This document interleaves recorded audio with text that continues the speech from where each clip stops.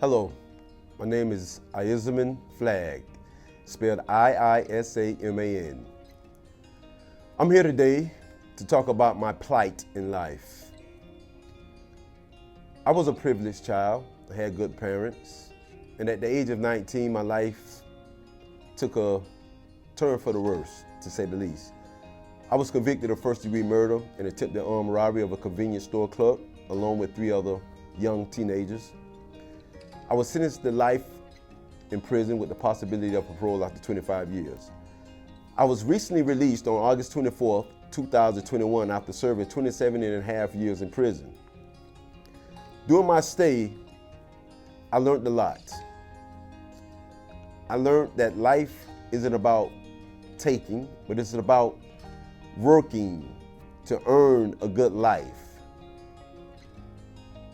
Anything that's worth having is worth working for. I learned how to be a man. I learned how to be responsible, accountable, and I was able to have others depend upon me. After being released, I had the help of many people. Here at Tampa Bay Academy of Hope, they gave me my first shot in order to pursue my career in CDLs. And the people here greeted me with open arms. They set me up with a trucking school here in Tampa. And once I got there, I was greeted with a warm hospitality by the people that ran the trucking industry. I would like to thank you all for allowing me the opportunity to learn this field and the skill set in CDLs. Today, I passed my CDL test, which was a big accomplishment. I can now look towards my future. I now have a straight vision. My course in life is pretty much set right now. I just have to continue to follow it out. I'm not easily distracted. When I set goals in life, I go after them. That was something that I lacked in my younger years. But during a lot of time in prison, you have to sit back and you have to look back over your life. You have to see where you went wrong. And I made a lot of bad decisions. I wasn't goal-oriented. I was just out running, trying to do what I thought was the best way to get things accomplished in life. Like I said, though, I come from a very good family. My mother supported me. I got a sister, I got a brother. My whole family loves me. But during my stay in incarceration, I really had somebody that really saw who I was. They looked at the core of me and not what I was convicted of or why I was in prison. And I would like to thank her, which is my wife, soon to be, Miss Roxana Riker. She was there every step of the way. And when I walked out those gates, she was there to greet me with open arms, and she supports me and I support her. And we're both pursuing a career, team driving, tandem driving in the CDL, and we look forward to doing that there. Life is not always easy. When you're trying to get somewhere, you're gonna always have bumps and bruises, you're gonna have hills, you're gonna have eves and flows in life. No organization is perfect. Tampa Bay Academy of Hope, like I said, it was a great organization. I had one minor setback, but I was able to overcome that. The funding was cut because they were supposed to fund me through the CDL class, but I was able to pick myself up. I didn't get discouraged. I didn't give up because I didn't have the funding. Most people would do that, but I just kept pushing. I kept pushing because this is what I wanted. I sat in prison saying, okay, when I get out, I'm going to be a CDL driver. I'm going to go across the road. I'm going to see the world. I could have very easily given up, but I didn't.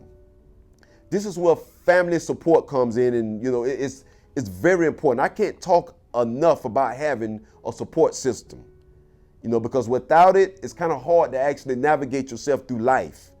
With bills being paid, with gas prices going high.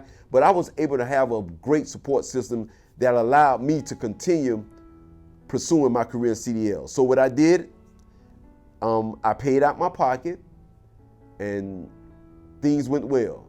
I completed the course. As you see, I have my license. And Tampa Bay was more than generous to work with me on that because they understood and I understood. Understanding was the best thing. So now that I've completed it, they are now willing to reimburse me for what I gave out of my pocket. You know, most companies don't do that. You might run into stuff like that and they say, well, I'm sorry, we're not able to do it. But no, they understood, and I thank God that I'm an understanding man. So we're at a position now in life where, you know, we have a great friendship. I haven't reached the apex of my life. I know there's so many more things that I want to do. But most definitely, I have changed for the better. I mean, I've taken so many courses to deal with me as an individual, me as a man, from anger management, stress control, AANA, all the problems that I had prior to going to prison, I eradicated them through my incarceration. And now that I'm out, I'm continuing to deal with those problems. So yes, I'm changed for the better, but no doubt, no question, I am changed for the better, and I will continue to get better until I become the best that I could be. I would recommend Tampa Bay Academy of Hope. No doubt. I mean, it's a great organization, and like I said previous, I mean, there's no perfect organization, but Tampa Bay did what they had to do in order to rectify the mistakes along the way. So for that, I respect Tampa Bay Academy of Hope, and I would recommend Tampa Bay Academy of Hope to anyone in my position, coming out of prison, doing a long term, trying to get their life together, pursuing a career. I would recommend Tampa Bay Academy of Hope. I want to say to all the young men, young women that come out of prison from doing long stints of time, my best advice that I can give to you is to work on self. I mean, it's good to separate yourself, to actually sit back and look within inside and figure out where I went wrong. What was the bad decision that turned my life all the way around to end me up in incarceration? And once you realize that bad decision, you start working on not making bad decisions that will put you in bad situations. I mean, I'm an avid chess player. I love playing chess. And when I learned the game of chess, I started applying that to my life. From your very first move or decision you make, every other decision after that is based on that first decision you make. So I live my life off of that. When I think about something before I make a decision, I think about, okay, if I make this decision now, how would that decision affect me 3 months from now, 6 months from now, a year, or even 5 years down the road? So think about the decisions that connect the decisions, not just for the present, but look down the road to the future and see how that decision would affect you in everything that you do. And most of all, when you make decisions, keep God at your forefront. Because, you know, I'm a Hebrew Israelite. You know, I call on the name Yahweh. That is my God. And I can't say enough about how much he has guided me through everything. I mean, I can sit here and tell you that, yeah, I did 27 and a half years, you know, and I did this, I did that. But no, if it wasn't for my spirituality and my connection and me praying day in, day out, because there was some times that I'd tell you, oh, I don't think I'm gonna ever make it to the end of this road, you know, but I kept my faith in Yahweh, and the doors opened, and he pulled me through. He pulled me through. And I could never turn my back on that. You know, people get out, they play the holy role while you're in prison, and then when you get out of prison, you forget all about your God, you forget about your Bible, you forget about everything. You can't do that, because just like he brought you out, he can take you back. So, with that being said, concentrate on yourself and keep God, Yahweh, at the forefront of everything that you do, and you will be successful. And this is just the beginning of my trip.